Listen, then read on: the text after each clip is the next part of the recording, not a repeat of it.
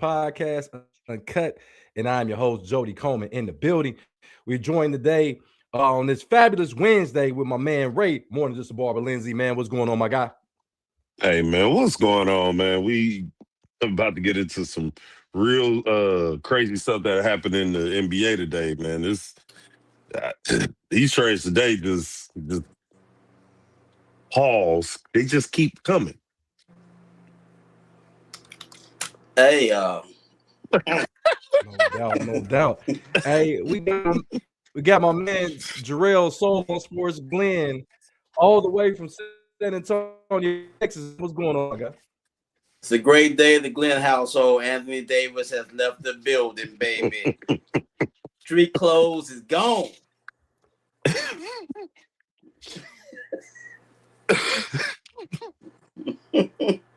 Hey, that's funny. Y'all got rid of him for some more street clothes, NBA guys. Trade deadline. We right here around the corner, man. We got less than 24 hours, and it already been some very interesting moves, to say the least, man. And we're going to get into that. So today we're going to talk about the trade deadline, of course, but we're also going to talk about the Super Bowl. We're a couple days away from the Super Bowl 60 between the Patriots and the Seattle Seahawks. Also, we will be talking about the NFL filling all their coaching vacancies. There are 10 coaching vacancies, and we will get into all 10 of those coaching vacancies that are now filled, man. But Ray, man, how you feeling, man? What's going on up there, man? Hey, man, I'm feeling good, man. It's like I said, man, we been at the shop all day talking this NBA stuff as the news was dropping, and so, got some young guys. So it got us talking about some real live, like, get some guys that's under 30, guys right over 30 that we got to talking about what's they top 5. And it was some interesting things, man, that, guys was saying. And I just was listening to some of the younger guys and like, man, okay, from your perspective, I can see where you get that from, man. But you can tell who watch basketball and who don't. Yeah, I agree. And what lens they watch basketball from. Ray, I try to be open-minded when you talk to the youngsters because, we don't want to be that old head that don't listen to young people because they can teach us stuff too. Right. Absolutely.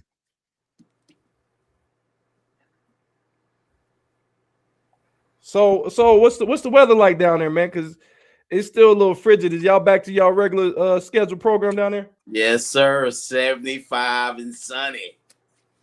I took my jacket off today. Can you believe that? It got 75 degrees outside today. It was nice. That's what's up. Hey, Ray, I might be wearing shorts during Super Bowl, man, baby. I hate you. I hate you, man.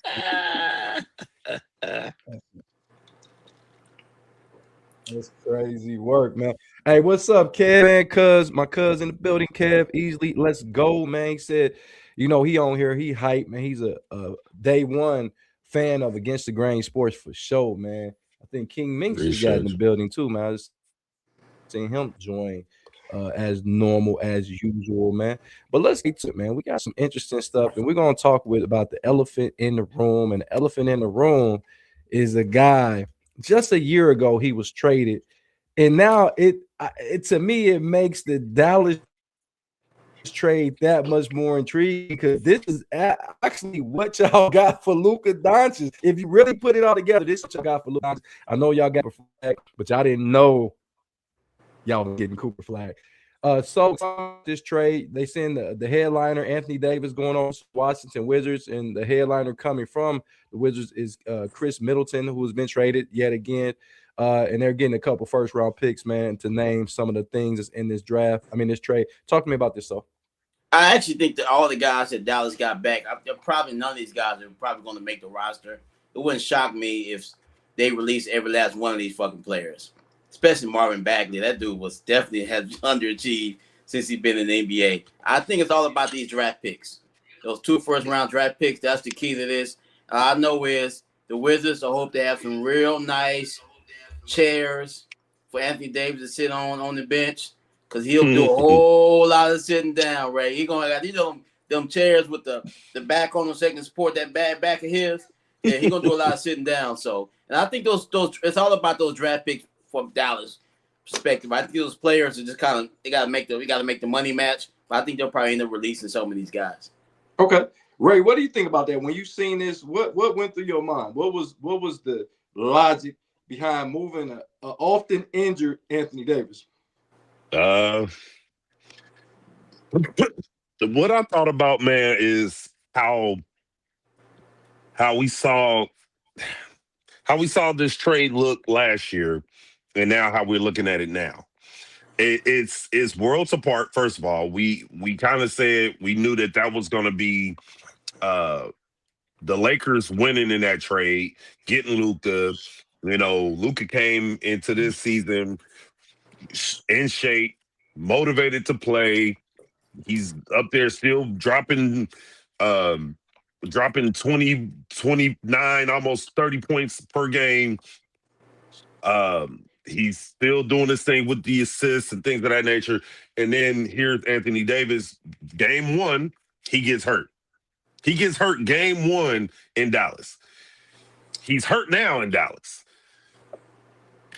It's the legacy of Anthony Davis. And so with this, I think y'all keep Chris Middleton, maybe because of the contract thing. You know, you got a $21 million cheaper version of a guy that sometimes is on the court, sometimes is not. But if you're gonna have a guy who can get you, who can spread the floor for Cooper Flag and shoot the ball, that's Chris Middleton. I kind of like that trade. Marvin Bagley is who he is. Yeah, I can see y'all. I can see y'all dropping him. But like you said, those first rounders, those 2 future first rounders, and those 3 future second rounders, y'all got a lot of trade draft capital and then trade capital going forward. So I think y'all be pretty good with what y'all got, and y'all dumped a lot of salary. Y'all dumped a ton of money on the salary cap. So it's a win-win for y'all. Okay. King Ming said AD stands for already done. Donald said just means Dallas is like it's over this Cooper Flag franchise. Let's build from ground up around the young star. Eagle Philly said, good evening, good brothers. Keep doing your thing. Stay safe and stay blessed. My Philadelphia 76ers on the 5-game winning streak will play the Lakers tomorrow night. My man, Rutgers, D. Howard Rucker in the building. He's always been a big fan of what we were doing. This first time I see you comment, though. I appreciate you coming on there. He's very knowledgeable when it comes to sports. He said Washington starting 5 could be dangerous if everybody stays healthy. Trae Young, Alex Sarr, Anthony Davis, etc. This is what I seen out of this draft. I think both teams just won in this fucking trade. I'm gonna tell y'all this. Now I understand. Throw the Luka Doncic shit out the window. It looks funny when you look at it in the light. It looks funny, but I'm gonna tell you why it's not funny. Because we knew that Dallas, how they was constructed, was not going to win a championship with Luka. They would not get any players to come in there. They was able to get Luka off the books. That big ass salary that he was going to ask for, they ain't got to pay him. You get Anthony Davis off the book. We knew Anthony Davis was going to not be there. Everybody knew when they traded Anthony Davis that he was not going to be a Dallas Maverick for that long. Now he's over with the Washington Wizards. I think the Washington Wizards, like I told y'all, they're brewing something in Washington. They have one of the lowest bank accounts where they're able to pay these players. Now you got Trey and AD. Even if AD only plays 50 games, that's an upgrade for the Washington Wizards. Then you got Alex Starr. You got Trey Johnson, the kid out of Texas. So you might know about that kid. He's a freshman. He's legit. He's a legit guy in this league, a rookie freshman in the league. They got a lot of young pieces on this team. I think that both teams is winning. I think both teams are winning because nobody wants D'Angelo Russell in their locker room. Nope. I mean, this dude basically they got in Dallas. You got him a 2-year, who gets 2 years, $13 million? That was a former All-Star. Come on, man. And Jody, that's field goal kicker number money. Yeah, that's not big money. So no, I think both teams are going to be beneficial to this because if the Washington Wizards can win 40 games, they won. If they can win 40 games next year, they won because they're not used to winning. And then the Dallas Mavericks are able to go ahead and develop your boy Cooper Flag as the guy on the team. And then in the process, you're able to dump salaries and you're able to tank because all these rookies are coming in next year. So the next guy that's going to lead the team is going to be Kyrie Irving. Don't be surprised if Kyrie Irving is dealt. If he's not dealt, he's probably going to be let go at the end of this year. And Dallas going to, and this is the only way I feel like they're going to be able to save Jason Kidd. He ain't got to cuss out the media. So that's what I look at in this draft. I think both teams will be beneficial to this team. King said, watch, it looks like the NBA Live 2002 when they had the Dogs. They had a whole bunch of good players over there, man. So don't forget about Keyshawn George. You're really right about that. Keyshawn George is a ball player over there. But the guy that was involved in this trade has already been traded 2 years. AJ Johnson, remember he got drafted and was averaging 2 points a game when he got drafted to Milwaukee. He's already going to be on his third team in 3 years. Yeah. But we talk about Bronny James. We talk about Bronny James, but he's already on the move for the third time. But we saw everybody's so hell bent on Bronny James, who was a 54th pick of the draft. This kid was a 22nd or 23rd pick of the draft. He's already on his third team.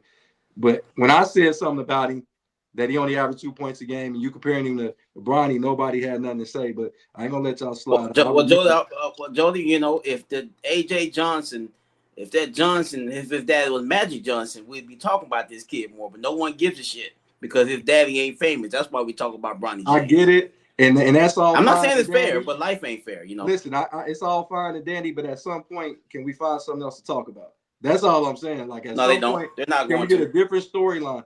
King Ming said D-Lo been be down since he did that snitching on Nick Young.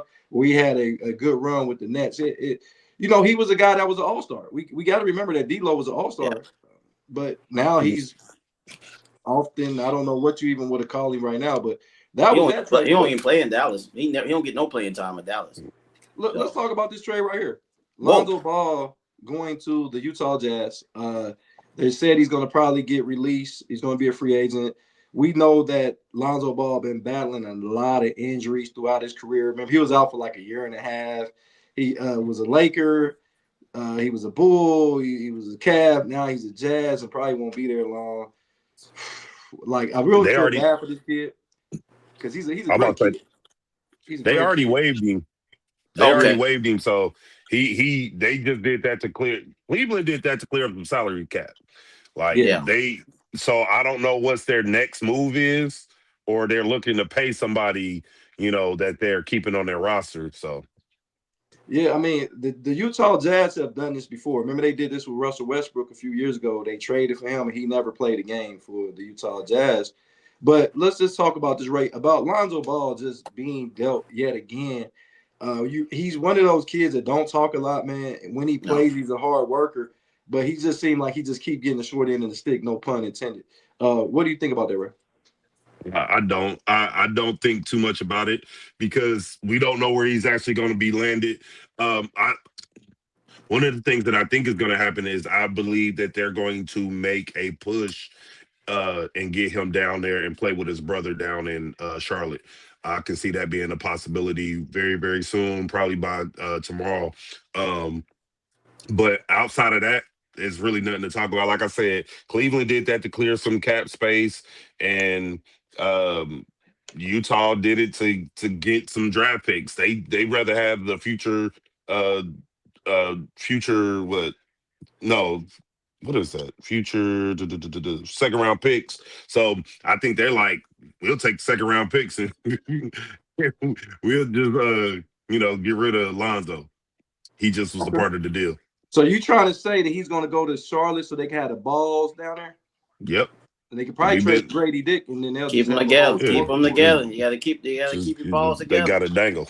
You got to dangle them too. It's crazy work. So what do you think about this kid, Lonzo Ball, man, being moved and now waived already from the Jazz? It just seemed like he just can't get right since his injuries, man. Talk to me. First, he was overdrafted. I mean, Magic Johnson was vouching for him. He ended up being a number 2 pick in the draft. He had no business. Joey, I looked it up right quick while you guys are talking. Markelle Fultz, we all know that he didn't do shit with Philly. And Lonzo Ball was number 2 pick in that draft. He got drafted ahead of Jason Tatum, De'Aaron Fox, and Donovan Mitchell. He got drafted, Bam. All these guys he got drafted ahead of. He had no business being the number 2 pick in the draft. That's not his fault. You get drafted where you get drafted, and the injury has been a big problem. He's got a really ugly jump shot. It seems like he fixed his jump shot somewhat, but now he's hurt all the time.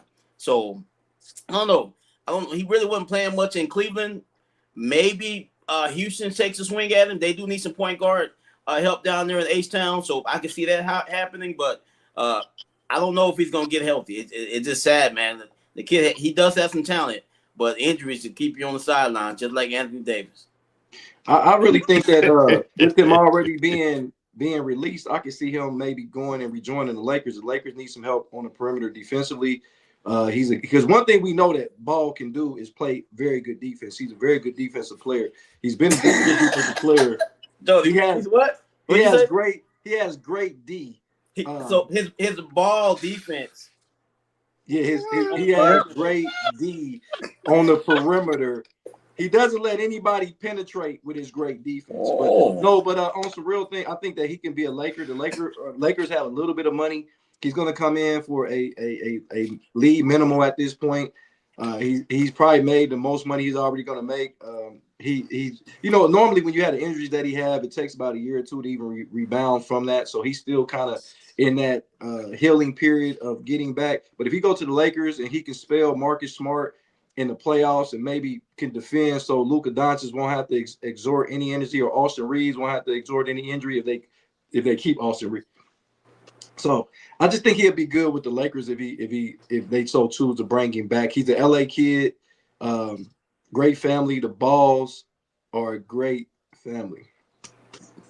I like their dad. I know people give him shit. I thought he was pretty cool when he got his sons in the league. He talked a lot of shit, but that's what we do. That didn't bother me at all.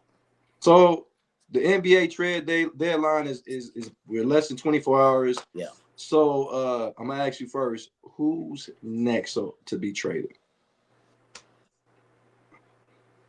I don't see John Morant getting traded. I think it has to be Giannis. I think Giannis is going to get traded. Where he's going to go, I don't know. I think he's going to be the last guy to get traded in this for the trade deadline tomorrow. Okay, Ray, what do you think? Who's next? Giannis to Minnesota is next. But outside of that,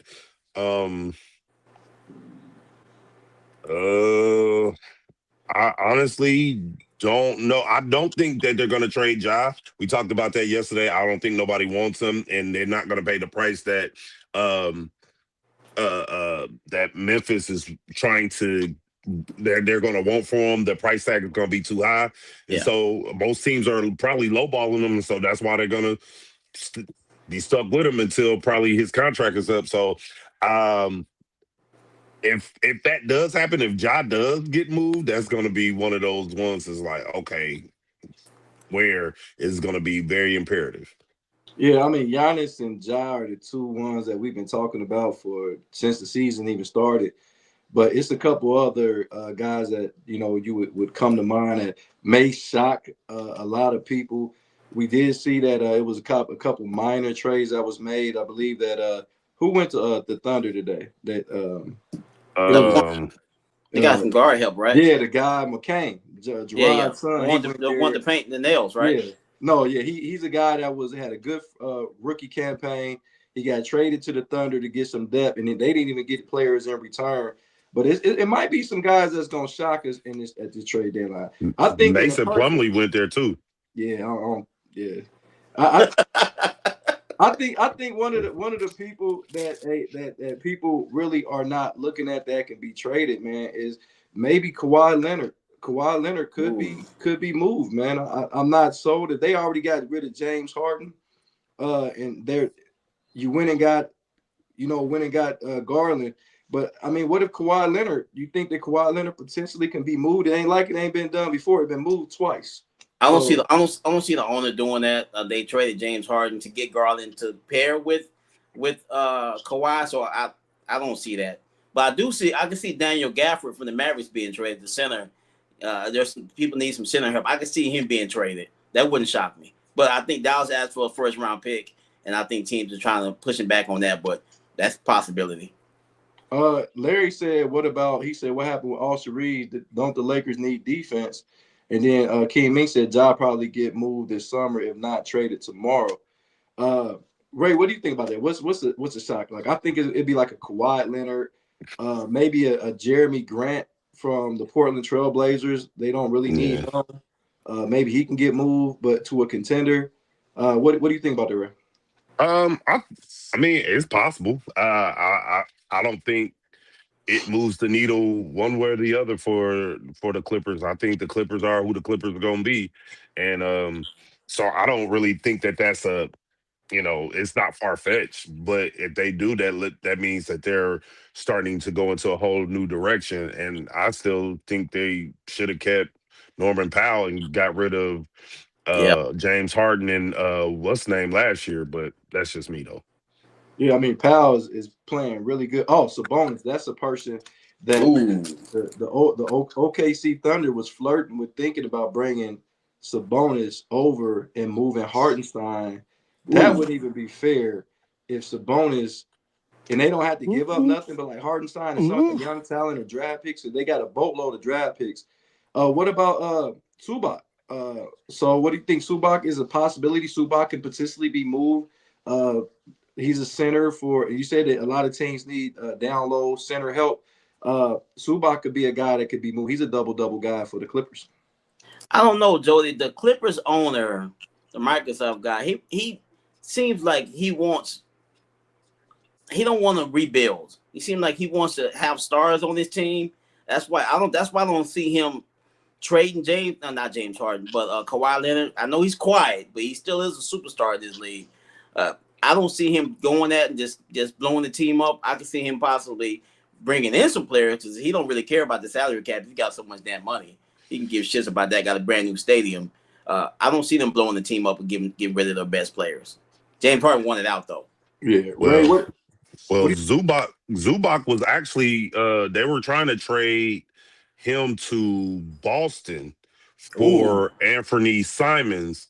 But that the trade fell through. They were going to get Simon for Boston's 3. I think they were going to get a first round pick, and then they were going to get a first round swap in the 2026 draft for Zubac and Anthony Simons. So I don't think that that's far-fetched, Jody. I think that's actually because they've been trying to deal them. They just couldn't get it done. And now that Boston has a big guy now, I think that trade is potentially out the way. But hell, you can see Sabonis and Zubac getting traded for each other. Like, you know what I'm saying? There's multiple ways that they could do it. Because they looking at probably trading Sabonis too. So Zubac is on the table. I think right now anybody can get it. That's how I'm looking at it. Yo, that's crazy work. That's aggressive. Where's the manager? Can I get the manager? Hey, anybody can get it. I'm gonna need the manager over here. ASAP. No, but what I think another guy, guys, is Miles Turner. We already knew the experiment in Milwaukee has already. It's done. They got a championship. They cannot be disappointed in what they did with that Milwaukee run. The Giannis run is done. They tried to bring in Miles Turner. They tried to Dame Lillard. I think that he's a guy that can go and help a tremendous amount of teams that are remember the Lakers were trying to get him a couple years ago because he's a guy that can play very good defense down low and he can shoot the 3-pointer, so he can stretch. Pause. He can stretch things out down low. That's what he just said. Yeah, that's crazy work, man. Okay. Hey, give me the manager, man. Somebody give me the manager. Yeah, call the manager on yourself. But yeah, so I think Miles Turner is a guy. So what about this one? We know they've been flirting with Drew Holiday. We know that he has championship pedigree. He's won 2 championships. He's a guy that's really, do they need him in Portland? There's some guys that need point guard help. What do you think about Drew Holiday? Drew Holiday, I've been saying this earlier this season. He would be a perfect fit, I think, with the Rockets. You always like something that fit. Yeah. Like I said, you got to be able to feel the walls. If you don't feel the walls, things don't feel right. And I think he will fit those Houston walls just perfect. Put Drew Holiday down there. He's a glue guy. Glue makes things stick to the walls too. You got to have your glue guys on your roster. He's a really good point guard, team leader, can score, plays really good defense. Not a ball hog. I think he would fit good with that Houston Rockets roster. I don't know if they have the assets to make that happen. But I'm on fire today. I don't have the assets to make that happen, but it's worth a shot. You agree, fellas? What do you think about that, Ray? You think about assets? Yeah, I stopped listening after you said the. I stopped listening. I was caught off guard. Run that back. So you think what now? Drew Holiday. Drew Holiday. Where's he at now? Is he still in Portland? He's in Portland. I forgot he was in Portland. Yeah, he's in Portland. He's actually playing pretty decent basketball up there too. I mean, listen, a guy like Drew Holiday, anybody should want him on their team, especially because everywhere he's gone, he's recently, as of the last 5-6 years, he's gotten them a championship, except for in Portland. So get out of Portland ASAP and go somewhere where you can be a contender. Put him on a team. Hell, who just got some pieces that might be? I mean, because OKC just got a championship, but I mean, Detroit should kick the tires on them. Ooh. Cleveland should kick the tires on them. Like somewhere where you already got a structure and get a guy like that who's going to be able to defend on the perimeter, can score when he needs to, but is going to do all the little things, and that's him all day long. Yeah. You know what, guys, and this is what I've been during this trade deadline. We've seen Boston be aggressive.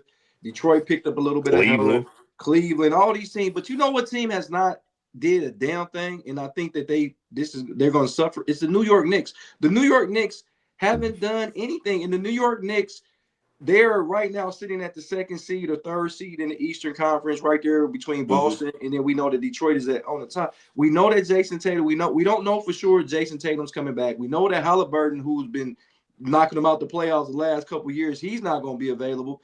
So why not get aggressive? If you're the New York Knicks, you got a lot of assets that you can trade to get some players in there. I think they don't have a bona fide third scorer. I know Mikal Bridges is pretty good, and Anunoby.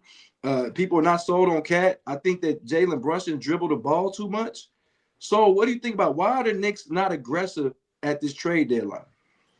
Maybe they're thinking, we're only a few plays, a lucky Halliburton shots away from going to the finals last year. Maybe they're thinking maybe they think their problem was their head coach. We already know how their head coach was, and when Tibbs was there, running their players in the ground. They're tired after they get no rest. Maybe they're thinking now with their new coach, and they're thinking they'll be better with this new coach. Maybe they're thinking we don't need to change our roster. We just need to just keep what we got and just see if we can make a run to the finals this year. Okay. My man D. Howard said Miles Turner walked into a bad situation. I love to see him in New York next to Cat or in Minnesota next to Randall. He also said Drew Holiday would fit perfectly with the Lakers or the Knicks or the Spurs. Spurs would love to have him. I don't know if the Spurs, that's my team. We got a boatload of guard. We trying to unload some of the guards because we know we got Cass, we know we got Fox, we know we got trying to unload, huh? We got to unload. Sometimes you got to release. Also, King Minks made a good point. He said the Lakers haven't done shit. They ain't did shit. And he said they not sold on Cat. Is Cat good or bad? Ain't nothing like some good Cat. Look, when you got good Cat, you don't let good Cat get out that house. You don't let a good cat get out that house because you're gonna be searching.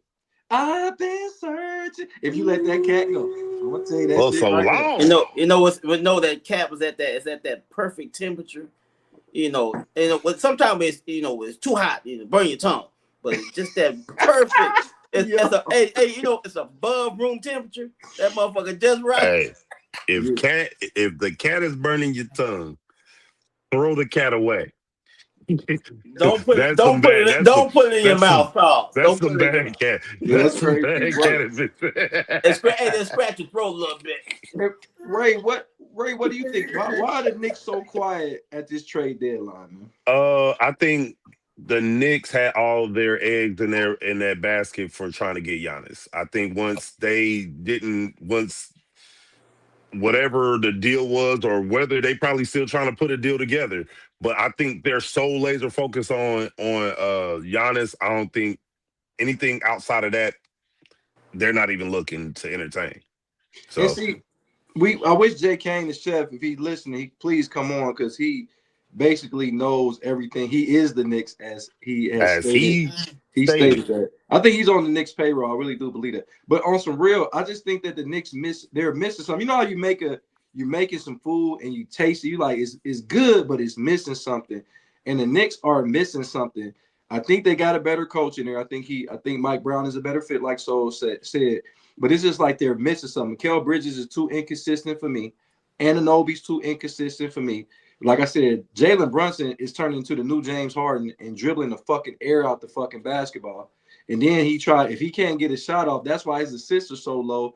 And then when he do try to pass it, you're putting guys that hadn't touched the ball for 22 seconds of the shot clock, and you're expecting them to put a rush shot up there. I don't like that. And I think teams have learned to defend that.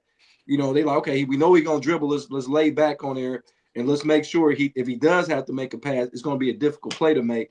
And it just looked like the Knicks offense, it looked like it's too hard for them to score. So it looked like every time, it's like even in games they score 120 points, every basket just seems so hard to get. You watch OKC, you watch San Antonio, you watch even the Lakers at times, the Denver Nuggets. It just looked like it's effortlessly when they score, but it looked like the Knicks are straining to score every time they get the ball. Why is that? Jolie, but I agree with everything what you're saying about Jalen Brunson. Ever since he left Dallas, he said, shit, I ain't got to share the ball with Luka. I'm shooting the rock every time.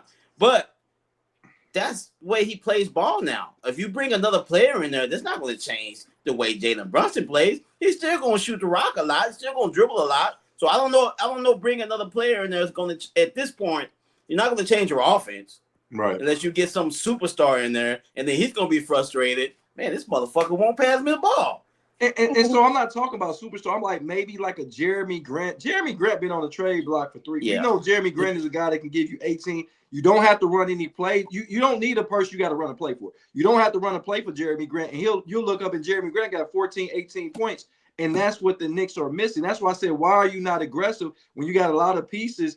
Are y'all sold on McBride? I think McBride's a hell of a backup. But it's some pieces that are you sold on? Are you sold on Mikal Bridges? A lot of people that I know that are Knicks fans are not sold on Mikal Bridges. Real quick, King Mink says, Solo, you like hairy cat or no hair cat? That's crazy. I like the just enough hair. It don't have to be bald. That's just no. I don't like it bald. It's got to have look on there. Listen, that's crazy. My man D Howard said Cat is gonna get you at least 15 rebounds in any given game. He may not give you 30, but he grabs some rebounds even with the sloppy play. Donald said, man, they have a 6-foot guard dribbling the ball a million times. There's no way they are winning the championship, but I think the Knicks front office really believes that the last couple of years they put together a roster good enough to win. And then D Howard said, that's why I don't think Harden is a good fit with the Cavs. Donovan Mitchell is a top player, but the Cavs play a team game. Harden is an ISO player that needs the ball in his hand. And I think Donovan Mitchell is a guy that needs the ball in his hand as well. And last one, Ray, what do you think, like Jeremy Grant? They get a guy in New York like a Jeremy Grant that doesn't need plays called for. He gets a lot of putbacks, and he's going to score when necessary, or even bring him off the bench and he can be that guy with Jordan Clarkson. But you think that the Knicks are good where they at? I think they think so. I don't believe that they are. I think even if they got a Jeremy Grant, I don't think that that's going to move the needle. I think they have to reconstruct that team. Like you said, Jalen Brunson has been dribbling the hell out of the ball. He's on his James Harden for sure. Um, I really don't see what they can do to really make that roster, especially if they thinking that Brunson and all of those guys are the key. So no, I don't think he moves the needle at all. Jason, the hefty lefty, said Harden is a better fitted than Garland. He said they were too small. Jason, how do you know how small they were? I need you to explain, little bro. I don't know. We wasn't raised like that. We wasn't raised like that. Now I'm fucking with my brother. But last team, so another team that was extremely quiet and has been quiet, the Denver Nuggets. The Denver Nuggets have been battling a lot of injuries. The Joker coming back, Aaron Gordon in and out the lineup. Those are two guys that they need to be healthy come playoff time. Do you think that the Denver Nuggets need to make some type of tweak with that roster? No, I think they did that last in the offseason when they got rid of Michael Porter Jr. I think they like their roster. They just trying to get healthy and get ready for the playoffs. They got the Joker back. They're playing better ball since he's gotten back. I think if they're healthy, they can beat anybody in the Western Conference, and I believe they can. Hey, Jason said they need to get some extends. They still sell that shit? That's wild. Hey, who's that? Jimmy Johnson had those extend commercials. Was it Jimmy Johnson? Oh, bruh. Jimmy. Ray, what do you think about that? The Denver Nuggets have been extremely quiet. They battle a lot of injuries. Do you think the Denver Nuggets are the way they are orchestrated can win a championship with that team? Yes, I think they can. I think they've done it before, and the roster really hadn't changed that much. I mean, a few pieces, have come and a few pieces have gone, but I don't see that being anything different than what they got. I think what's happening is that the league is progressing a little bit, and they've shown that, OKC showed that you can win with this, this way. But I think their roster is kind of similar to that. So I think they're right there where they need to be. So I don't think they really need to change too much of anything. Probably a piece or two. I think that experiment with Russell Westbrook wasn't it. So just if they can get a guy, and I think they're trying to find that one or two. And matter of fact, I tell you what, who would be perfect for that? Get a Drew Holiday there, and I think that roster is a contender off rip. And see, I like that. That's a good move. I was gonna say the odd man out in Toronto is RJ Barrett. Yeah. I was thinking you put a package together. You go get the booty bandit. You bring the booty bandit into Denver. I don't like it. I mean, you bring the booty bandit into Denver. The guy what you do? Eat and dash? Did he eat and dash? Dine and dash. But no, seriously. He dipped in dash. My thing is, RJ Barrett is a guy that can give you 20 a game.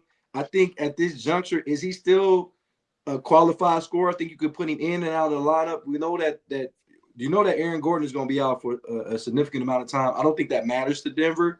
But I think if you can land a Barrett and maybe move some of those pieces y'all got on the bench, I would love to see RJ Barrett get over there. And I think he can be not only just a 1-year rental, but I think he can be a guy that can be with the, for the long term. Because you got to think about Joker really never played with all. This is going to be the first time in the Joker's career that he's going to play alongside another All-Star. With Jamal Murray making an All-Star team, this is the first time in the Joker's career that this is what I think is underrated. And we can talk about that. We can.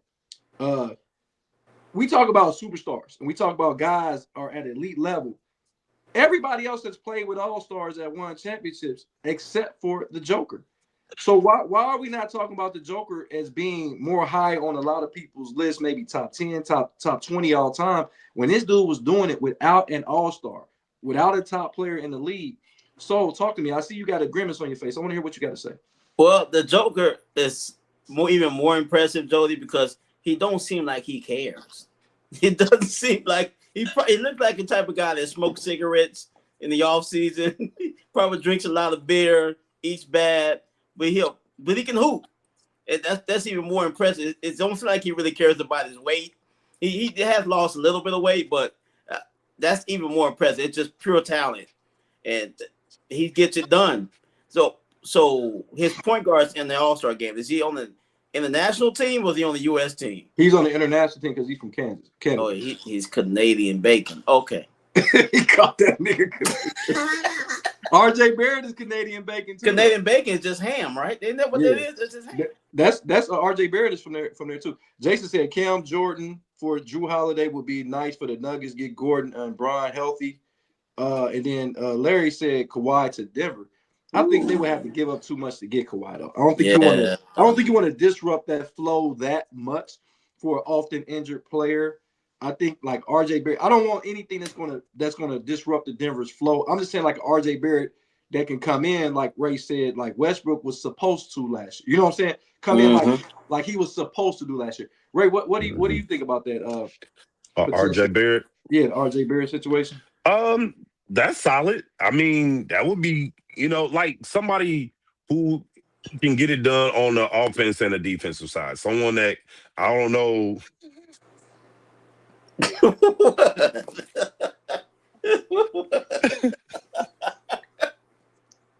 I don't know how RJ Barrett's D is. Hey, where the gavel at, B? Hey, get the gavel. No, you're going to gavel yourself. I need a timeout. Hey, Ray, if you don't gavel yourself, I'm getting the manager. Somebody, gavel yourself, B. I need a timeout. Let's get my little gavel then. So you said RJ Barrett got the little gavel? Like, what the fuck? Well, it's cold in Toronto, man. Hey, son. Oh man, no, I was saying since I had to gavel myself. Manager, man. Since I had to gavel myself, I got the little. He would be perfect for a situation like that. I think he would add more depth to what they're trying to do there. So yeah, I think that would be perfect. Yeah, I mean, and like I said, it's a lot of teams that in the next 20 hours probably gonna make some moves. You look at Phoenix. Does Phoenix make a move? They're right there. Does Minnesota find out what the to-be announced is going to be out of their trade? That's the team that's right there that's been in the Western Conference back-to-back seasons. I mean, it's a lot of bad teams in the league that don't need their players like Sacramento. A lot of people said the Lakers was flirting with DeMar DeRozan potentially coming to LA. I don't know how that would be good. Now you got 3 players that shoot mid-range shots. Like, what does that go fucking do? You got 3 motherfuckers clogging the paint with LeBron, Luka Doncic, and then DeMar DeRozan. So I don't know. That wouldn't work. It's gonna be extremely interesting to see what we do over the next 22 hours. What teams are gonna do. But it's some teams that's quiet. I think that we're gonna get a splash trade. And before we leave and go on to the NFL, real quick, D. Howard said Joker is Arvinas Sabonis 2.0, knows the game completely, but his body momentum is just slow and unappealing. He don't give a shit. He don't got to get in no shape. If you can't stop a man that can't jump over a piece of paper, that's a fucking problem. You know that nigga cannot jump over a piece of paper, and this nigga averages a triple-double. That's crazy work. Before we get out of here, we're gonna go to the NFL. Ray, just give me give me something that outrageous take that might happen before the trade deadline. LeBron James gets moved back to Cleveland. Okay, they were talking about that. That'll be interesting. We would have to probably that would be very interesting. So, what do you think? How about Giannis to the Golden State Warriors for Uncle Draymond and a bunch of pieces? Who knows? And you said a can of Bud Light? A can of Bud Light and a half bag of Doritos. The Cool Ranch. I like Cool Ranch Doritos. They're going to be half eaten, too. I'm choking the bag when he show up. I'm going to say this one. I think the good cat or the soft cat is gonna get moved tomorrow. I think they go and they flirt with the San Antonio Spurs, and maybe the Spurs get some help for for the alien down there and unload some of their guards. And maybe that. And this is this is an outrageous take. This is not what we think. This is just an outrageous take. And maybe the Cat get moved to San Antonio, and they get some maybe one of those guards, maybe Harper, maybe get moved over there, and they can have two left-hand guards that are gonna dribble the hell out of the basketball. Now, hey guys, that's not what we thinking. That was an outrageous take. Hey, you never know. Fuck around with one of us are right. You just never know. Now, I'm just saying, I don't want nobody to be like, they don't know ball. They don't know what they talking about. We just outrageous fucking takes. But Jason said Zach LaVine could get moved to Golden State. King Ming said Giannis could go to the Rockets. And then A said, "What's up, sis?" She said, what did I just come in on? First of all, what did you come? Yo, Ray, bang, yo, Ray the ones that are talking crazy up there. I'm just saying. She said, "What did I come in on?" I don't know what you came in. I'm not even sure. She said, "Cat, what, JoJo?" Listen, I'm not even about to deal with that one because we might get fined for that one, and I don't want to get fined for that one at all. But real quick, guys, the game of the night tonight at 9:30 Eastern Standard Time, we got the San Antonio Spurs against the Thunder for the 5th time. Why the fuck are they playing 5 times? Is it because of the tournament game? That tournament, I think they played. Yeah, that's going to that tournament game. Man. Remember, that's what I said. I didn't like this in-season tournament because now you playing the team for the 5th fucking time. I thought you only supposed to play 4 if you was in the same conference. But nevertheless, we got San Antonio versus a SGA-less Thunder. He's out until after the All-Star break. So I don't know how that's going to affect their team. I don't know if that's gonna give a San Antonio or the Denver Nuggets an opportunity to catch them. Ray, what do you think? Who you like in this game tonight?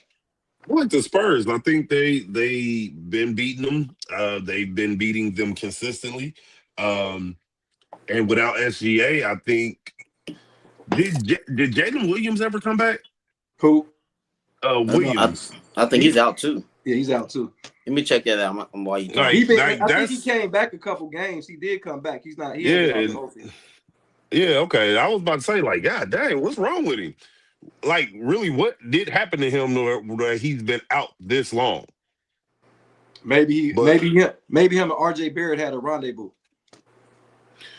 You know what? I'm not dealing with that. Could happen. I'm just saying.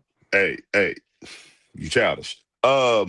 But yeah, so with all of the people that they got out for this game, you got Hartenstein out, you got Caruso out, you got Dort everyone's out. You got Holmgren out, you got Dort.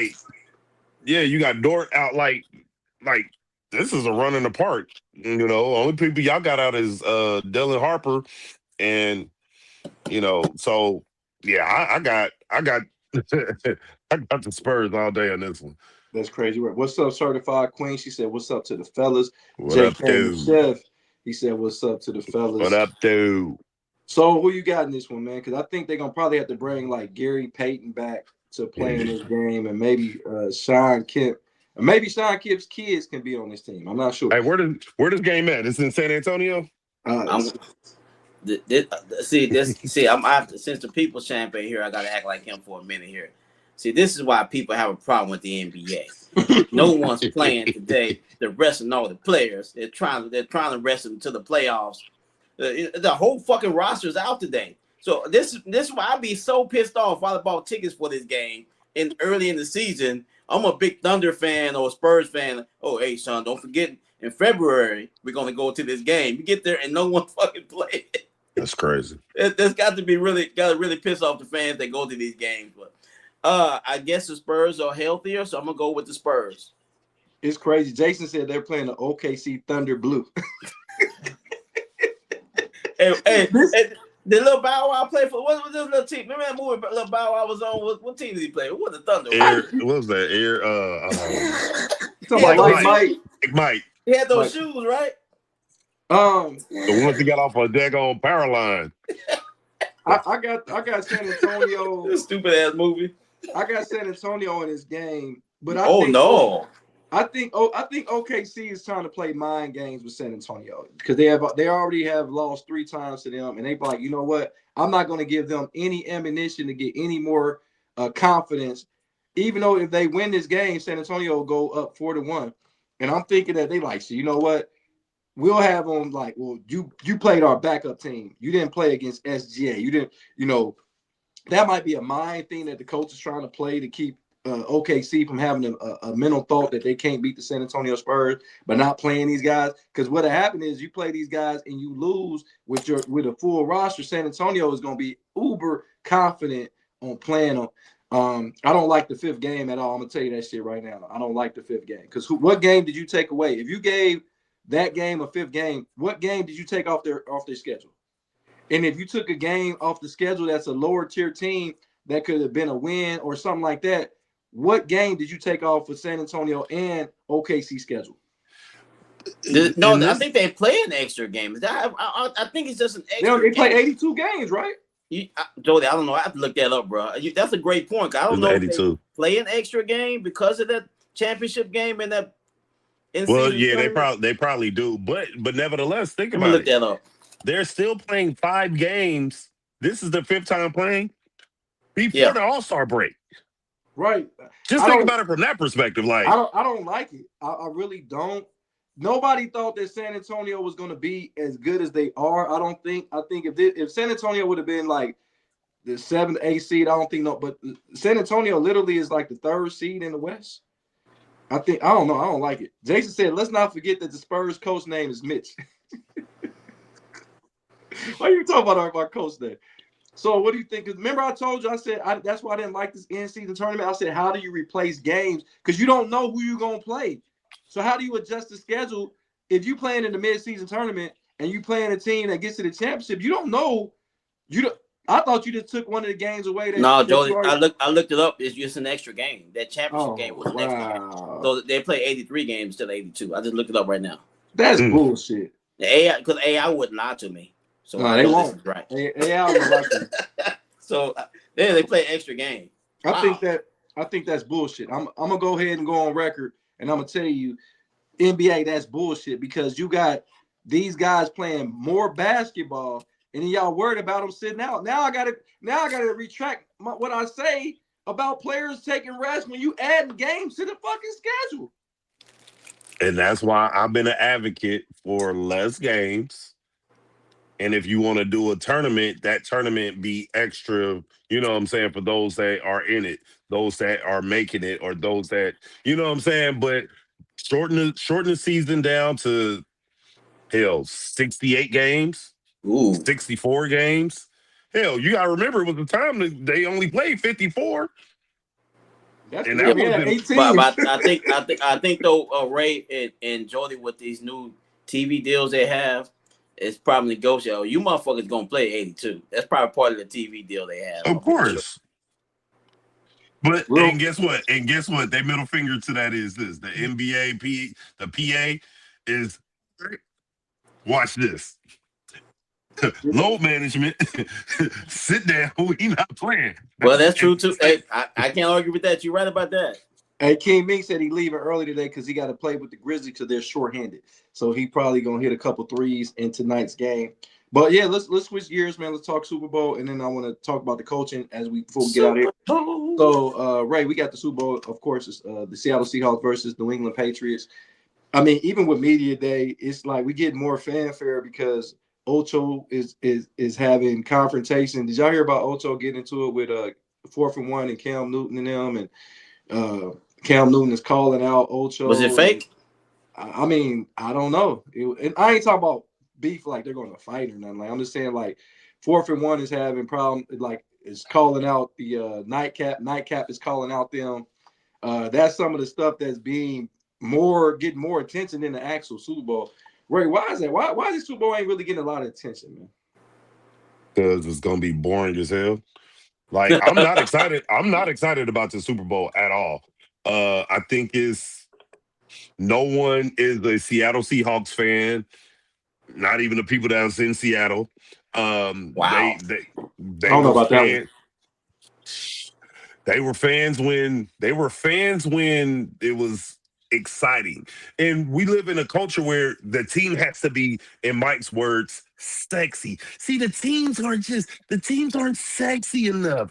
And nothing about it is sexy.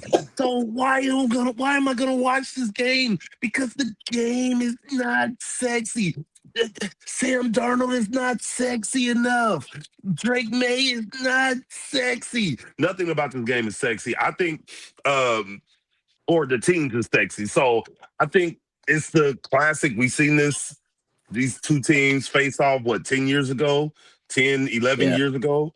And I think that decision that Pete Carroll went and did, I think it left a nasty taste in a lot of fans' mouth. And that's why I say a lot of people aren't Seattle Seahawks fans, because a lot of people fell off the bandwagon when that happened. To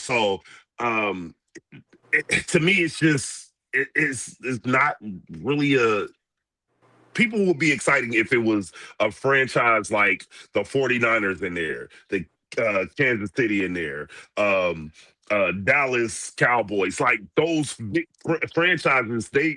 And people aren't even got daggone what's the name fans, Patriot fans. They're not Patriot fans. They were Tom Brady fans. So that's why the fanfare for this isn't what it should be or what we think it is. We gonna enjoy it because we like football. We watch football. For the casual person, no one cares. Hey, Jason said he loved Jacob Green, Rufus Porter, Tommy Kane, Brian Blaze, Dave Craig, Kurt Warner, Fred Young, and the Bod. Jason, do not forget about John L. Williams, the running back. Please don't forget about Chris Warren, running back. Don't forget about Steve Largent. Come on, Jason. You can't forget about those guys either. John Alexander. Yeah, they got so much rich tradition. Jason, I'm really the Boz though. He brought the Boz back into that. That's crazy work. Don't forget about Kenny Easley, Jason. Hey, and that's when they were sexy. I mean, yeah, like no one now is thinking about this team other than like us. You know, you got JSN, and then we got a guy, one of our good friends here in the city. His son is playing on that team. So, of course, I'm going for the Seattle Seahawks just for that alone. But outside of that, nobody cares about this game. Okay. So what do you think, man? Why this game is really it's almost secondary. Normally the Super Bowl is going to supersede the NBA trade deadline, but it's not.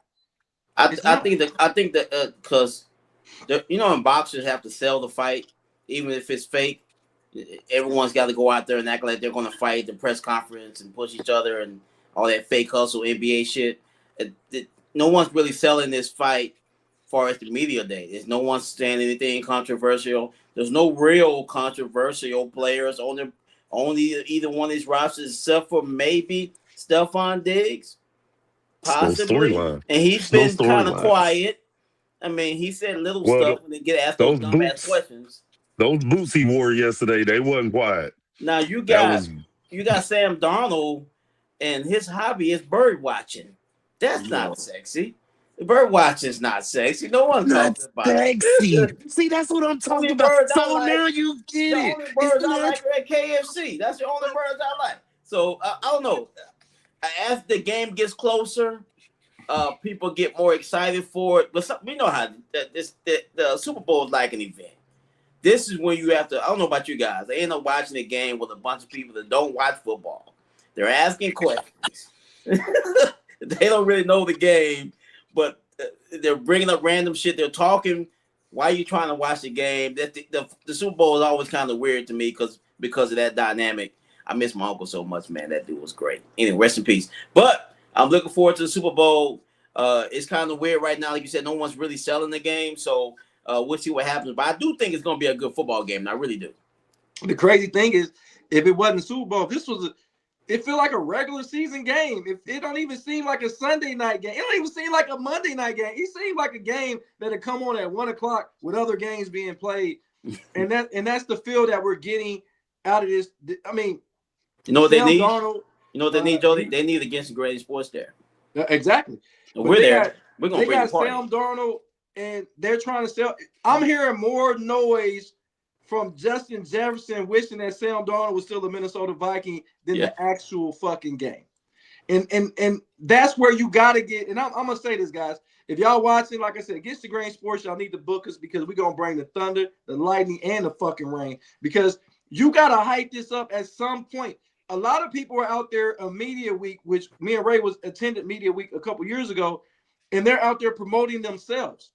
And I'm like, it's not about the people. Like, why are we hearing about Cam Newton and 4th and 1 going against Ocho and Shannon Sharp with the nightcap? Or why are we hearing Cam Newton going against Jason Whitlock? Why are we hearing a lot of these personal vendettas against like podcasts? Like, what about the game? What is interesting? It's like you can only say so much. This is a situation where this Super Bowl would have been better if it was only 1 week instead of 2 weeks in between. Like, this game should have been played a week right after the championship. Last week. She got played last 2 week. weeks because it's so much that's going along with this.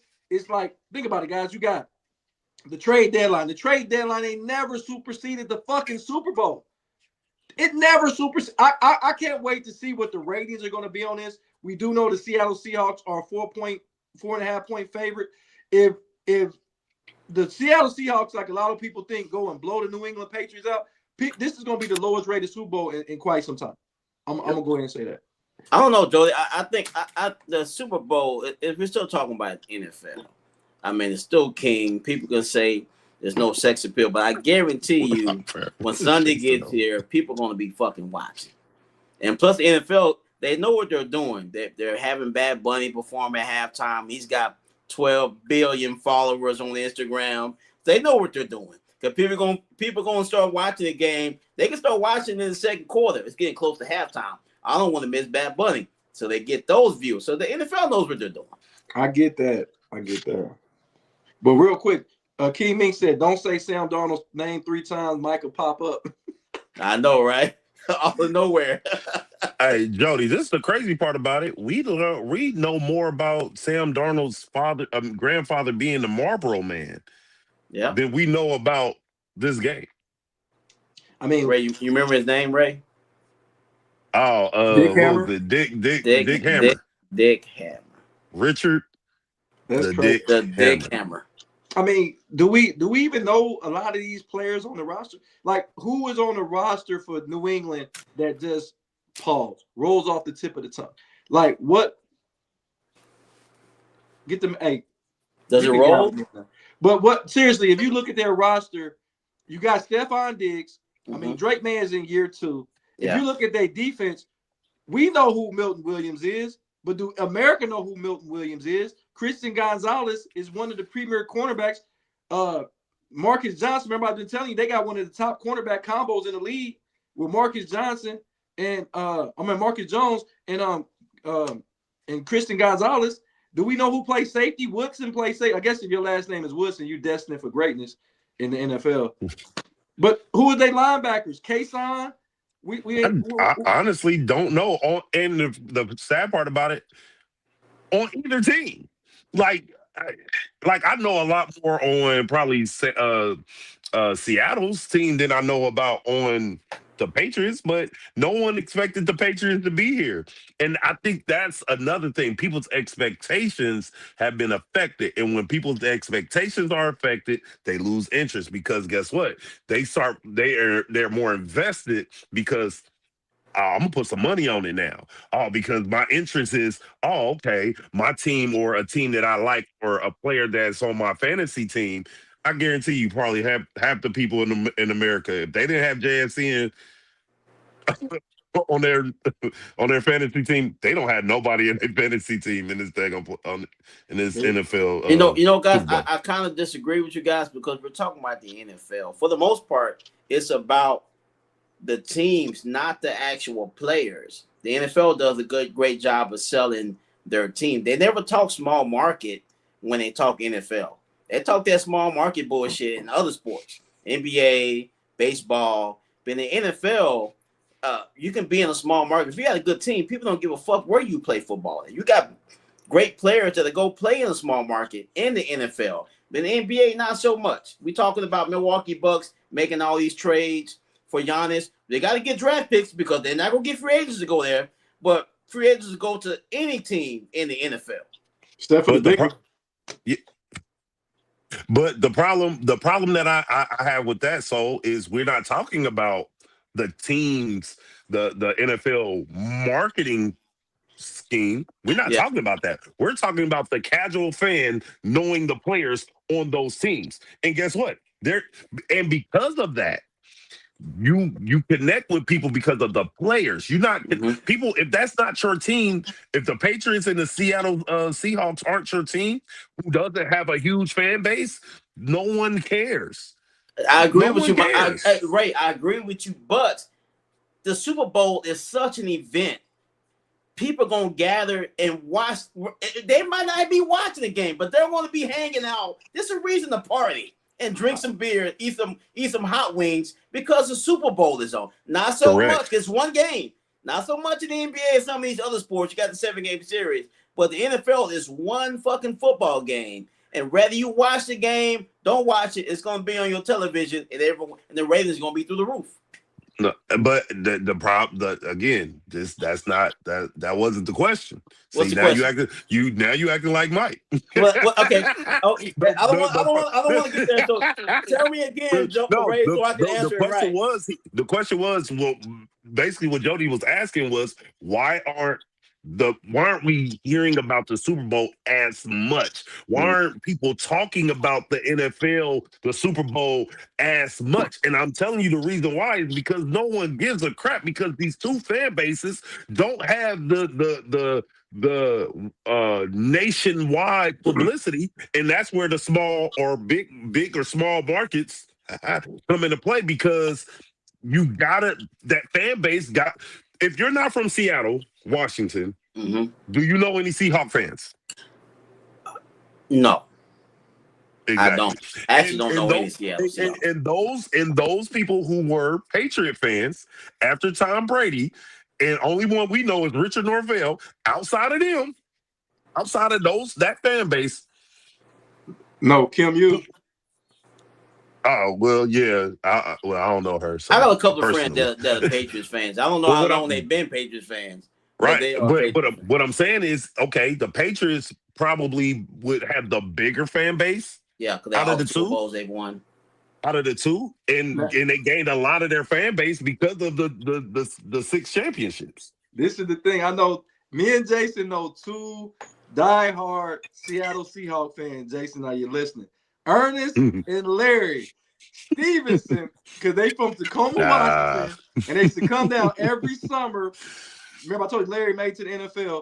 Ernest and Larry, both of them are Seattle Seahawks fans, so I want to give them their props. And now Rick White Jr. is on the Seattle Seahawks, so his dad is now an honorary Seattle Seahawks fan. And I understand why. Listen. I get it, man. I just ain't even my son, and I'm rooting for him. I just know the Super Bowl was such an event. We can agree on that, man. And rather, once we get closer to the weekend, it'll be talked about more, I guess. And like I said, man, somebody got to go out there and try to pick up a hooker and get arrested. Yeah, then we can start talking about it. Hey, you want to know what's funny? In the barbershop this week so far, more people are talking about what their plans for Valentine's Day than what they're talking about the Super Bowl. This is crazy. So the King Ming said it's not a lot of coverage, just like the Pro Bowl. That's what I was thinking about. I didn't know that was on yesterday until Soul said it. Nobody, they should. Oh my God, I know it's probably somebody's final thought or something. Fucking ridiculous. Jason said, "Ask a Patriot fan if they know who Marv Cook is. That's how you know if they're real fans." I know. Only person I know who's gonna know that is Richard Norvell. I know it, but I mean, but you're not a fan. Right. Only person that's gonna know that that's a fan is Richard Norvell, and I know a couple of them that's on Facebook, and most of them are women because they hopped on the bandwagon because they were winning championships. True. Jason said the man of the year had to get the hooker. That's what I'm saying, man. Eugene Robinson, right? Yeah, I think it was Eugene Robinson. But let's go ahead, and before we get out of here, man, I got this question I want to ask you guys, man. Well, it's not a question; it's just kind of you can give your information. They said also, he said, man, some can go with Stanley Wilson. He said, I got choked up the night before. That's crazy work, Jason. I thought it was crack. all the NFL coaching jobs are filled, and they're filled. Talk to me about that, because you know where I'm going with it. We had 10 coaching vacancies. 10 were filled, and only one minority was hired. Mm-hmm. He's Middle Eastern. Okay. Talk to me about these 10 coaching jobs being filled. You know what, Jody? Normally, I would be extremely upset about not more brothers being hired. But what they had to choose from, I mean, I can see maybe Brian Flores being upset. He didn't get a head coaching job, but he had a lawsuit against the NFL. So I bet he's never going to be an NFL head coach. He's probably going to be a coordinator the rest of his coaching career. Other than that, what big name that we are really leaving out that should have had a head coaching job that got looked over? So to me, it really don't bother me that much this year. Okay. Ray, what do you think about this? 10 coaching jobs were available. Out of the 10 coaching jobs, I believe 2 African-American coaches were fired, which is only leaving the NFL with 3 African-American coaches out of 32 teams. Only one remaining is Todd Bowles,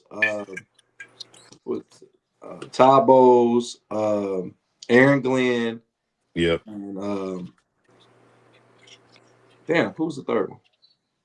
D'Amico Ryans. Jody, in those two of those 3 on the hot seat next year. Already. So, Ray, what do you think crazy. About this? So they fired 2 head coaches, and then they had 10 coaching jobs available, and none were African American coaches to be hired. I'm in agreement with Soul. Only person that I'm still mad that doesn't have a head coach job is Brian Flores. He doesn't have a head coaching job because he told the truth. Yeah. And we seeing it being manifest, and he did something about it. He didn't just play ball. He didn't just lay down and just hey, take it. And he didn't do that. So he like, nah, I'm going to fight back. I'm going to sue the NFL because y'all were dead wrong for what y'all did. So it wasn't a real what was the pool? What was the That's pool what I'm saying. from? It wasn't much out there. And I'm pretty sure if there's some on coaching staffs that are probably offensive line coaches or, wide receiver coaches or quarterback coaches that are looking to move up, but those names aren't circulating like, other people's names might be. And like I said, it's on par too when we really look at it that the coaches are not being represented to what the majority of the NFL looks like. I'm gonna go against the grain on you guys, man. And before I get to that, Jay said Flores will never get a gig. He said we need to get some more black OCs in the league. He said Donald said that Todd Bowles should have been the shit can, so he should have been fired. I would have been okay with that. And Jason said Flores is absolutely correct about Tua. And Eagles Philly said good show today. Keep doing your thing. Stay safe and stay blessed. That's our guy, Eagles Philly out there in Philly. Now I'm gonna go against Ray because this is why. Let me sit up a little bit. It's a man named Brian Leftwich that was a Super Bowl winning OC that gets it. Guys like Kevin Stefanski, who had 8 wins in 2 years, got a job and he was a second coach hired. Jeff Hathaway, the guy got a coaching job, and the defense wasn't even that good with the Green Bay Packers. Robert Silas tried to be a head coach with the Jets, and I give him that. And I know he made chicken soup out of chicken shit with the 49er defense, but that defense still was one of the lowest teams that went into the playoffs with getting pressures and sacks. They only had like 20-some sacks on the season as a team. Joe Brady, I think he deserves a job. Great. I think he did. But taking over for Sean McDermott, I don't think that's an upgrade. Jesse Mentor, good coordinator, gets a head coaching job. Clint Kubiak gets a head coaching job. And they're going to say, because he's the OC for the Seattle Seahawks, who could potentially win the Super Bowl, right? Yeah. Well, don't Eric Bieniemy got a couple Super Bowls under his belt? Eric Bieniemy never getting a job, bro. But I'm just putting this out there. Don't Brian Leftwich got a Super Bowl? He didn't even get interviewed, Joe. These questions. Todd Munkins get a head coaching job. Is okay. Yeah. John Harbaugh get a head coaching job, and Mike LaFleur gets a head coaching job. And to say that there were no African American candidates that are circulating is because their names are not getting put up there like other people. Because first and foremost, we don't even have a lot of coordinators that are even African American, whether it's defense or offense. Anthony Weaver. Last time I checked, Anthony Lynn was a damn good coach for the Chargers. Why is he not getting recirculated as a head coach? Lovie Smith, the guy went to the Super Bowl. Why is Lovie Smith named? So, no, forget all that shit. And forget that, Ray. I'm not going to say it wasn't a lot of good candidates. That's bullshit. There was some good candidates. Because some of these guys y'all pick, you can't tell me is home run hard. Mike LaFleur. Hold on. Mike LaFleur is more capable as a head coach. And this is what makes it so egregious. These motherfuckers going to interview Phillip fucking Rivers. So you can rebuttal. Go ahead. Well, first of all, it's Black History Month. I want the brothers to get jobs. Byron Leftwich, he was the offense coordinator for Tom Brady in Tampa Bay. And I'm going to tell you right now, they don't give him credit for that. They're giving Tom Brady credit for all of that. Eric Bieniemy, I'm not saying this is right. Eric Bieniemy was the offensive coordinator in Kansas City when they were winning those Super Bowls, for a few of those Super Bowls. They don't give him credit for that. They give their head coach credit for that. I'm not saying it's right. That's how they're looking at it. So, to me, those two guys didn't get interviewed because they don't consider them head coach candidates. I don't think it's right, but they never even got interviewed. So, they didn't get turned down because they never got a fucking interview. But what about Anthony Lynn? What about Lovie Smith? What about Anthony Weaver? What about Raheem Morris? Why is Raheem Morris? He didn't get recirculated, but you gave Kevin Stefanski a fucking job. He got 8 wins in 2 seasons. And at least Raheem got 16 wins in 2 seasons. Well, Kevin Stefanski, am I saying that right? Stefanski. He was the you like to bring up old shit, Jody. The guy did win Coach of the Year twice. That's cool. Okay, so and people regard him as an offensive-minded genius. I don't agree with these things, but this is what things people are saying about this guy. So when they say good things about you, good things happen to you, and it goes back to what you've been saying, Jody. It's about who's making these decisions, and until we get black ownership in the NFL, this is going to continue to be an issue. Okay, Ray, what do you think about it? You can rebuttal on it. What do you want to say? Like I said, I think it's on par. I'm not surprised by it. I can be outraged all day long, but I'm not surprised by it. So my statement kind of remains because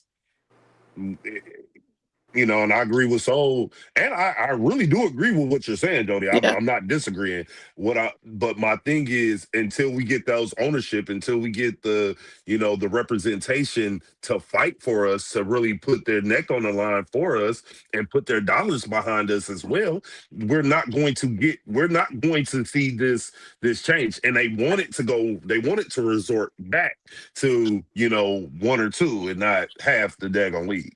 That's correct. Jason said Vince Joseph is another guy, the Denver defensive coordinator. Vance Joseph, right? Vance Joseph. Yeah. Why is he not on the radar for getting any job? Yeah, was he a head coach before? Yeah, he was a head coach. I believe he was a head coach with the Broncos, right? Broncos. I think it was the Broncos. But it's crazy now he's back as defensive coordinator. But this is what I'm saying. We got guys, and no disrespect to Zach Taylor because he has been to a Super Bowl, but Zach Taylor was a quarterback's coach. But I'm just saying. He was a quarterback's coach. No disrespect to John Harbaugh. He was a fucking special teams coach. But we're not giving guys that have a resume because the whole thing is they say that black men can't lead men. I don't understand that. Why that sentiment is even an issue. I've been a supervisor for 10 plus years. Mm-hmm. We had the president of the United States was the leader of the free world. So you should probably leave my dad on this conversation to bed that black men can't lead people. I mean, we had Collin Powell. Colin Powell. But Jody, the reason you know what it is. The reason why the narrative is because they want to make sure that we don't have a voice, we don't have power. We're designed to be more workers than actual leaders, but not giving us the credit for all the things that we innovated throughout eternity. You know what I'm saying? The things that we've orchestrated, the things that we built, the ingenuity, the things that we spearheaded. We've always been leaders, and guess what? They just don't like the fact that we are. And Soul just made a good point. He said that Tom Brady, he gets that Leftwich don't get credit because Tom Brady, right? And then you said Eric Benning don't get credit because of Andy Reid, right? So why the fuck did Josh McDaniels get 2 jobs? Wasn't he the offensive coordinator for Tom Brady? Josh McDaniels don't look like us, bro. That's what I'm saying. I'm with you. I'm just putting it out there. I'm with you. And you know what? If they win the Super Bowl, that son of a bitch probably get another job next year. After this year, he probably get another goddamn job. No, he gonna get another job. He gonna get another job just for the simple fact that he got him to the Super Bowl this year. Yeah. let me ask Ray. Let me ask you, who is the head coach for the Colts? Shane Steichen? Yeah, something like that. Ray, if this was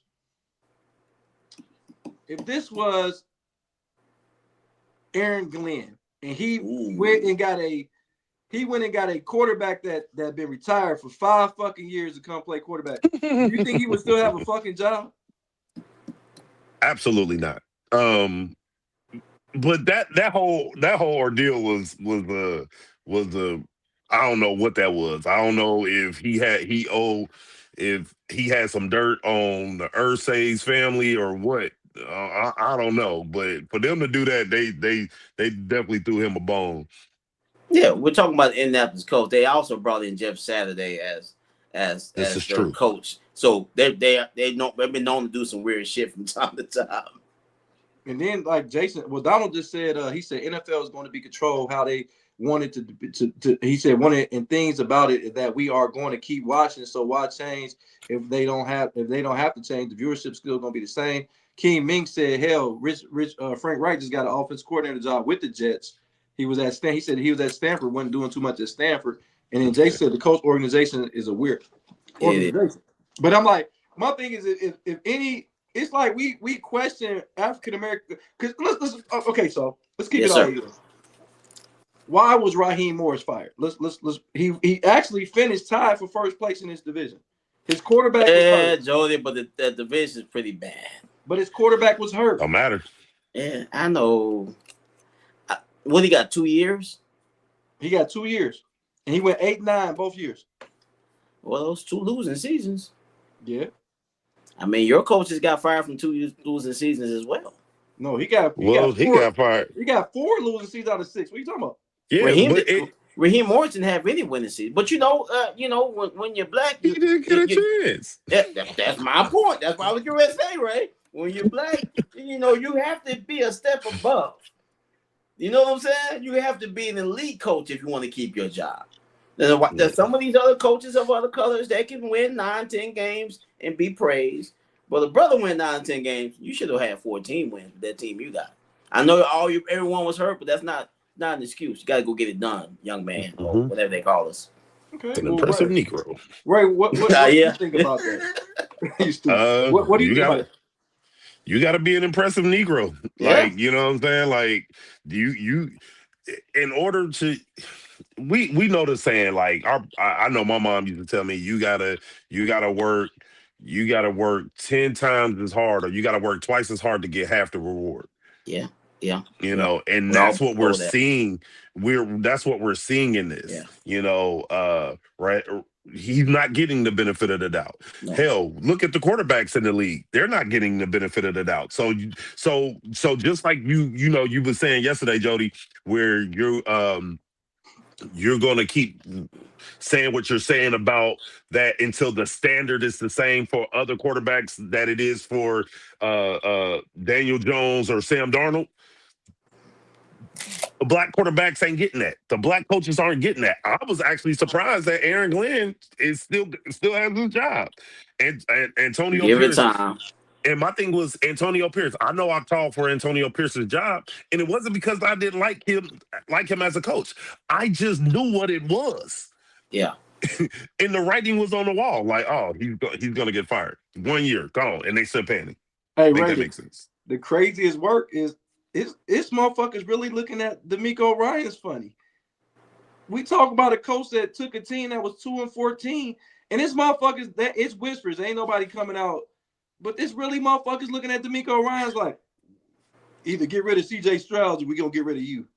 But Jody, this is the crazy part. Think about it from this perspective. We got two coaches of almost of the same. They came in a year apart. They both got one Super Bowl, and they both okay. One was 18 years, one was 17 years. You know, one's black, one's white. And guess what happened? They once that person couldn't get a win in the playoffs, you know, for 10 years. Oh man, he has to go. One couldn't get who has an electrifying quarterback. That person didn't even have a quarterback, but this person got an electrifying quarterback, and he can't get them to the Super Bowl. He can't get them. He darn near couldn't get them to the AFC Championship. And guess what? They were surprised. I heard people clapping and cheering for when Tomlin got fired, but people were like, "Dang, why we get rid of Harbaugh?" Like the dynamic was totally different. But when you put their resumes side by side, you really wouldn't be able to tell the difference. It's crazy. Jason said because his name was Raheem. That's what Jason said. And then he said, "Wait What till is his Mike." problem with a guy named Raheem? I don't know. Jason said, "Wait until Mike Tomlin returns to a team with a quarterback." Donald said, "Raheem Morris is garbage at coaching football, and Todd Bowles still has a job some type of way, and he smells like when you drive down the hill at Gettysburg going towards Parade. It's a landfill over there, so it stinks." Mm-hmm. I said it smelled like Dunbar. I always say it smelled like Dunbar because I didn't like Dunbar, of course. That was our rival. Jason said Aaron Glenn is a former cornerback when team didn't even have a pick. And then he said, Jason said CJ Stroud had to change up his look or it's going to be time for him to hit the skids. Oh, he cut his braids off. I forgot. Yeah, I think he did. Yeah, maybe that'll make him stop throwing so many interceptions. But I mean, I get what everybody's saying, but it's crazy how we look at all these coaches that got hired. It was a lot of retreads that didn't do well at their last destination. Robert Saleh, he took a bad Jets job and then he go take a bad Tennessee job. Like we act like it ain't. He took two bad jobs. Mike, like I said, it's crazy. And I remember I had this argument when we were talking about Todd Monken, and I'm like, how the fuck is Todd Monken not a good hire for Cleveland, who has a better resume than all these other coaches down there that's first year coaches' resumes? And we go back to the African American coach, and we seeing guys like Raheem Morris. Is he a bad coach? We don't even know. He didn't even get his feet wet. Like we don't know. He went 8-9. He's had two coaching jobs, right, as head coach. Yeah, he had two coaches. Where was he at Tampa before? Bay. I think he was at Tampa Bay. Okay. You know, but I don't know. It's Jason said it. He said that he'll take the job with Cam Ward. He said it's worth the risk. And then Key Ming said, "See, what about Amber Rose? We'll see what Amber Rose did to CJ Stroud. That's crazy work. She might have that." Oh, she put that cat on him. Well, now let's see what CJ Stroud do now that he got a new look. He cut his braids off. Donald said Tomlin Ash should have been fired 5 years ago. He's like Marvin Lewis. I don't know about 5 years. He said should have been fired in Cincinnati 5 years before he did. I think the guy who gets the chance that stays longer doesn't make it look like it's a good idea. But then, I mean, look at Zach. No disrespect, man. Zach Taylor has been in the Cincinnati organization for what 6 years now. He had 1 year without Joe. 6 because he had 1 year without Joe Burrow. So he came in 2019. So yeah, 1 year before Joe Burrow, which he had to lose the season. That's how he got Joe Burrow. Then he got Joe Burrow. He got hurt his rookie year. So out of his 6 seasons, he's been in the playoffs twice. He's not made the playoffs in 3 straight seasons, and you have an elite quarterback, an elite wide receiver. I understand the defense ain't shit, but that's your fault because you're the coach. Nigga, make some changes. Like, motherfucker, do something. And he still has his job after not making the playoffs with Joe Burrow for 3 straight seasons. You got Joe Burrow. Talk to me, Ray. I'm with you. I've been calling for his job for the last 2-3 years. I don't. And my thing is this, and this is the real problem that I have with him. And I've been saying this from the jump. It's not even him being the head coach. It's him being the play caller. It's really it's that for me that bothers me the most. Like and I think Jason is because he calls the plays. Right, Jason. So we on the same page. Like I think that's the problem for him. I think he's a good, guy to rally the troops and, can get the guys focused. He definitely changed the culture in Cincinnati. Listen, if you're gonna call the plays, just call the plays. If you're going to be the head coach, just be the head coach. You got an offensive coordinator and you're not using him at all. So guess what? Because of that, you should be fired just because you're not even utilizing the things that you have at your disposal. That I'm a quarterback's coach. I know what I'm doing, I guess, and I'm going to keep calling the plays stuff. That's not going to work. And guess what? Your arrogance should be the reason why you're fired. So what do you think about this? You got a guy that got an elite quarterback. He's proven that he's a fucking elite, one of the best in the game. And you ain't made the playoffs in 3 years, and you still got your job? Talk to me. Well, the Bengals have a history of keeping their coaches for long term. I mean, Marvin Lewis had his job seemed like 16, 17 years. I mean, he didn't do no winning there. I mean, it's hard to judge these teams, Jody Ray, because we don't know the relationship that these coaches have with these owners. Maybe him and the owner get along well. He goes, man, and you never know. You know what? I know you're trying your best, Zach. I know you are. We'll try again next year. We don't know what type of relationship they have with these owners. And some of these owners are cheap. The Bengals ownership is cheap. They're like, we fire him. We got to pay him the rest of his deal. Then we got to bring another guy in, pay his staff. So maybe they don't want to, maybe they figure it like that as well. So, no, we just run it back. So maybe this might be his last year, though, if you don't get it right this year. I'm disappointed in you, so you want everybody's fucking job. You come in here talking this shit about Sean McDermott, and then you gonna. But Sean McDermott had a Super Bowl team. No, he didn't. Yes, he did. That roster. That's why he got fired, because he told him he didn't have a Super Bowl team. That's well, like you said, that's the coach's fault. Not when the GM is not giving you what you need and you asking him. The Bills should have went to the Super Bowl this year. The Bills should have, but that's on them.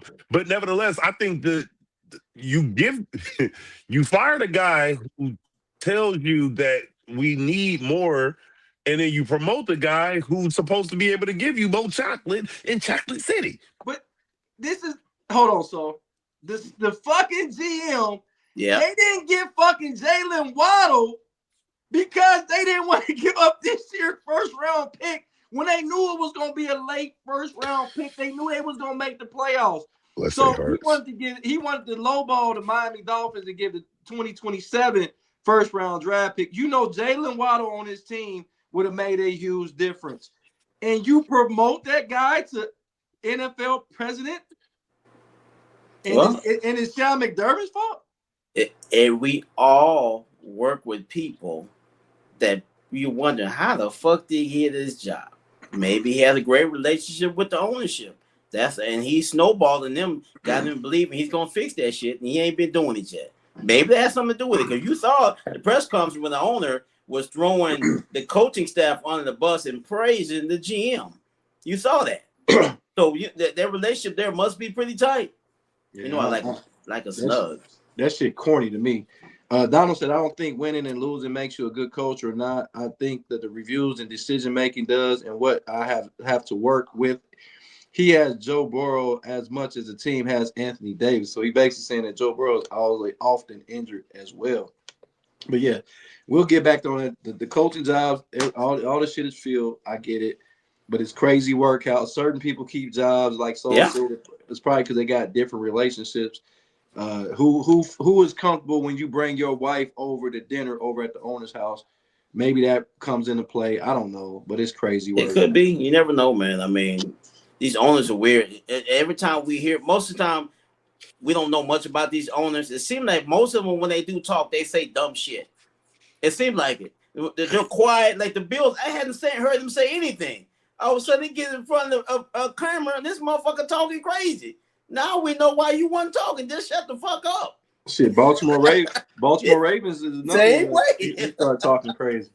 But man, great show today, man. We'll be talking about hopefully tomorrow about more trades being made, because by the time we get on the trade deadline, we'll have came and went. So we should have all the dust that has settled on if Giannis get traded, Ja get traded, or whatever. We'll see if those things happen. But as we get out of here, Ray, man, give me your final thought as we get out of here. My final thought, man, this is gonna be random as hell, but Florida State athletics has the highest college athletics debt in college football history. These dudes are $437 million in debt from their athletics. And guess what? They knew they were going to be in debt. I guess they thought that they were going to be able to stay under the cap or whatever the cap is. And they added 200 more million from the recent $237 million cap that they had before. They added an additional $200 million in debt. Whew, man, people just got money just to play with, and they can go ahead and pass some of that money over here. That's my final thought, man. I just thought that was interesting that you are $437 million in debt as a college, and you ain't won shit. That's crazy. Hey, and nothing. As like Bryce said, we had a great show. Appreciate you so much. So give me a final thought as we get out of here. Final thought, man, I love the NBA. You should be able to just pay for the NBA League Pass and just turn the game on, watch the game. Now you got to download 35 fucking apps to try to find the game.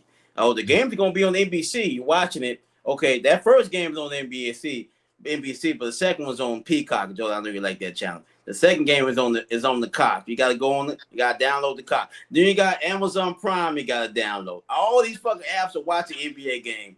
How come I just can't pay for one app and watch all the games at one time instead of all this back and forth bullshit? My son said, Dad, you getting old. I might be, but I want to make one payment and just watch everything instead of bouncing around trying to find a damn NBA game that I thought I paid for, but actually I didn't.